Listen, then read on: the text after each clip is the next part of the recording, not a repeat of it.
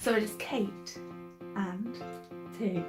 that's right, Kate Tig. And we're going to be making today some mulled wine. So we haven't really got a recipe, we're just literally winging it with stuff that we've used before. That stuff is cinnamon sticks because they're really, really good to use. They give them lovely flavour. Some cloves, which are also really, really nice.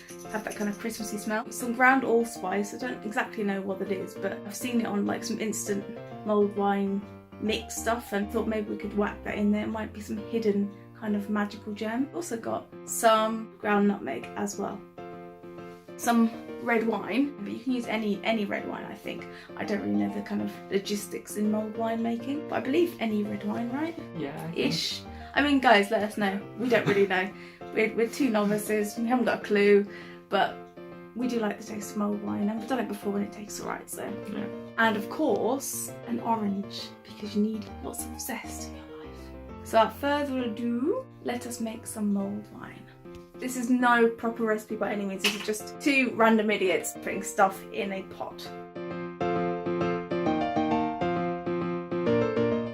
What have you got there, Tiggs? Allspice. Oh, that smells really nice. This doesn't it? Oh, that's like, smells like a church. You know what I mean? First we're going to go for the cloves, because they smell quite intense. We're going to put in some allspice. Cinnamon sticks is easy. You can put as many of those in if you like. Nutmeg, did you finish? Nutmeg I find is really strong and Is it? overpowers things whenever I cook with it, so I'd be careful. I'd almost do it to taste. Oh, actually, right. Whoa, that's strong. Yeah, it tends oh, wow. to take, I love nutmeg, but it really does kind of take over the flavour if you don't let it.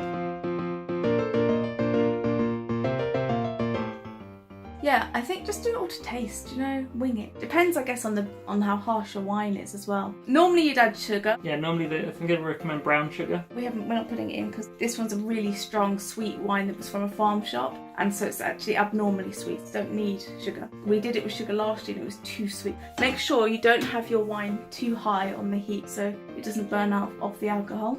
That's about it. And you have to serve your mulled wine with a mince pie.